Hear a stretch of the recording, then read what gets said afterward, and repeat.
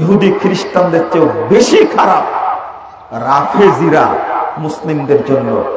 বেশি আবেগী হবেন না, জেনে কথা বলার চেষ্টা করবেন।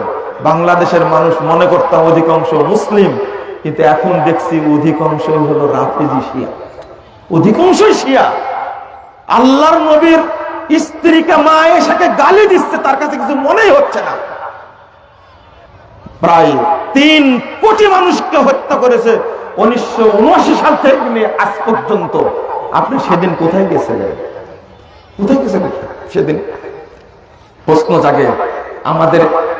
আপনারা খলিফা বলেন একজনকে, তুরস্কের শাসক কে? President Erdogan.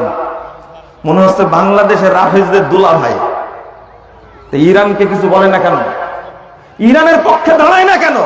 এই প্রশ্নটা কে করবে? গালি দিচ্ছেন সৌদি আরবকে। সৌদি আরবের অস্ত্র আছে, সৌদি আরবের পারমাণবিক বোমা আছে, কুয়েতের পারমাণবিক বোমা আছে, দুবাইয়ের পারমাণবিক বোমা আছে। বোমা তো আছে আপনার দুলা ভাইয়ের কাছে, এরদোগানের কাছে।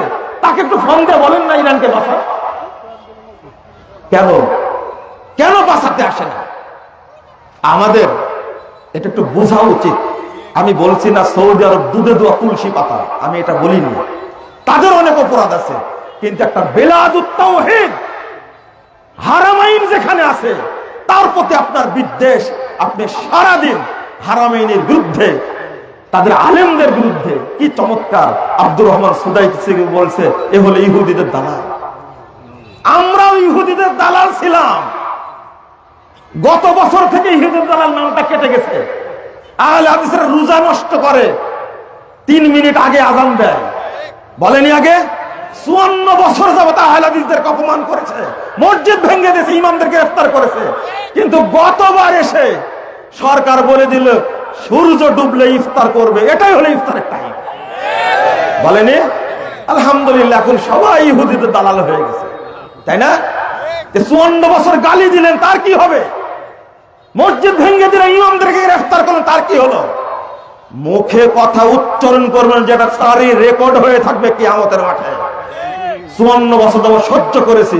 বলেন আমরা সংশোধন হয়েছি না তারা সংশোধন হয়েছে? তারা হয়েছে, আমরা হয়নি। প্রায় 1100 বছর যাবত 2 হারামে জোর করে তারাবির সালাত চলছিল 20 রাকাত। এখন কয় রাকাত চলে? আহলে হাদিসরা এমন জিনিস, মক্কার আমল চেঞ্জ হয় না, আহলে হাদিসের আমল চেঞ্জ হয় না। হক এটাকেই বলে, এটাই হক বলে, এটা মনে রাখবেন। আহলে হাদিসের পিছনে লাগার দরকার নাই।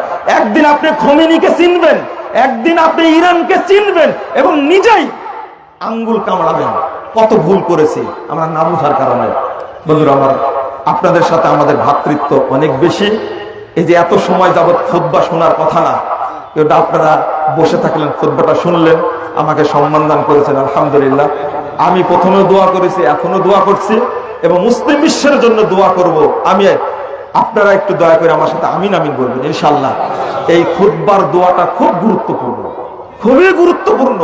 দেশের জন্য দোয়া করবেন, এবং মুসলিম উম্মার জন্য দোয়া করবেন, ফিলিস্তিনের জন্য দোয়া করবেন, এবং সিরিয়ার জন্য দোয়া করবেন।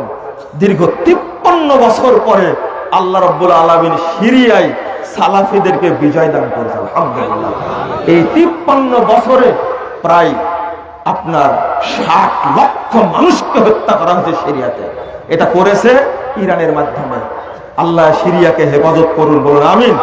আল্লাহ যেন ফিলিস্তিনকে স্বাধীন করে দেয়, আপনারা দোয়া করবেন। আমি দোয়া করব, আপনারা জোরে জোরে আমিন বলবেন।